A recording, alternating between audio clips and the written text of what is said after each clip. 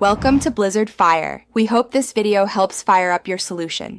You start by ensuring the slicer and graph share an identical key and compatible data type, so filters apply predictably. Once done, place both visuals on the same report page and enable visual interactions. This guarantees selection propagation.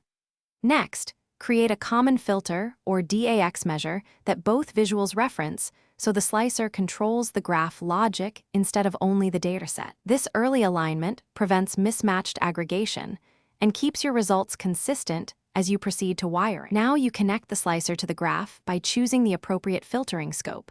Pick report level for all pages or page level for localized control. Then author a measure using selected value or values so you can translate the slicer choice into numeric or categorical logic the chart understands.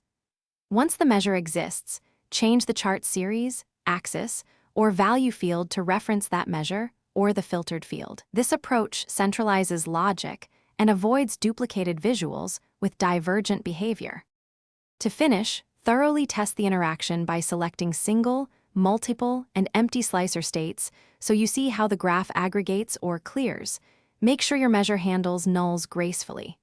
If results are unexpected, open edit interactions to confirm the slicer is allowed to filter the target graph and not blocked.